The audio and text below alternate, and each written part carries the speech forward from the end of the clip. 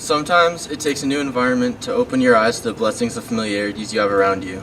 There are many things that are taken for granted in some societies that do not exist in others, such as electricity and running water.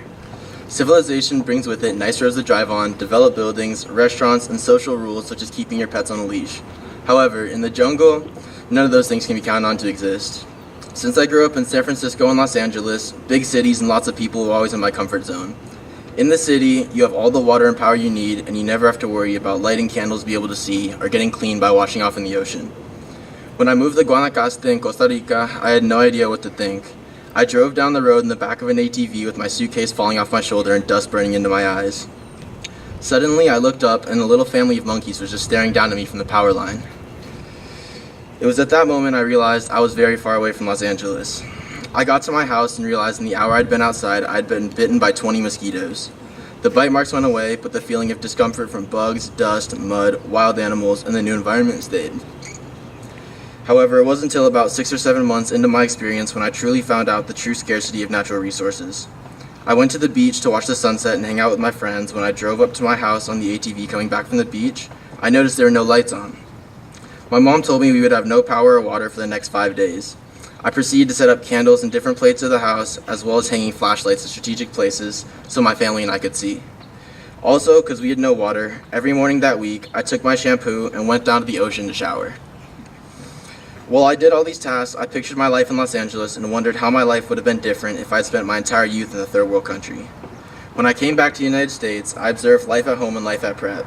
I had running water and water fountains at school.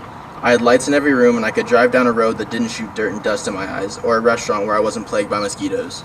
So if there's any lesson to be learned here, it's to not take the little things for granted. Whatever you have may seem 100% normal to you, but someone else doesn't have it. This teaching experience allowed my eyes to open to different lifestyles and be grateful for things I have. Thank you.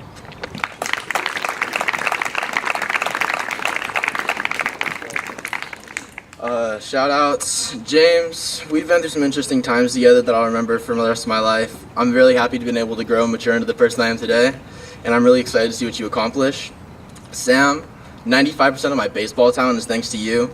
We have so many memories, and I'm glad I was able to share my high school experience with you. I'm excited to see how many years it takes you to get drafted. Jake, you were one of my first friends when I got back from Costa Rica, and I'm really happy to have you as a friend and a teammate. Eli, you wanted a shout out? Lily, school wouldn't be the same without you. You make me smile every day, and I'm so happy you're a part of my life. Each one of my days is better just because you're a part of them. I love you. Coach Will, you taught me what it truly means to have a love for the game of baseball and work as hard as I can to achieve my goals.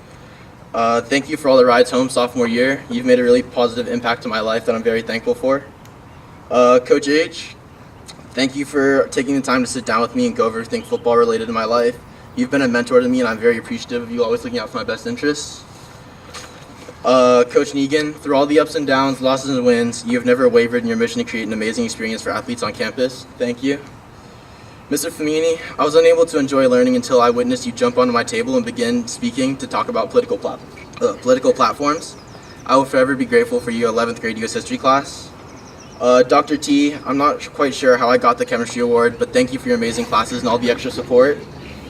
Ms. Stroud, Ms. B, and Ms. Collins, thank you guys for all the support. Every small thing you guys did was greatly appreciated, and I'm very thankful for the support. Sarah and Sloan, even though you guys give me constant headaches and get me in trouble for stuff I didn't do, that's just the life of being the oldest sibling. I'm so thankful to be able to watch you guys grow up and finally make mom the shortest in the family. I love you guys. Dad, I know we fight a lot, but underneath everything, I'm truly appreciative for everything you do for me. I'd never be the athlete I am today without your help. Mom, I definitely wouldn't be able to do with my life what I am now if it wasn't for you. You've guided through everything with unconditional love and unwavering support that is never ending. Whether it was driving me to a game or making me dinner at midnight, you have always been there and always continue to be there. And I can never come close to expressing how thankful I am for you in words. I love you. Thank you.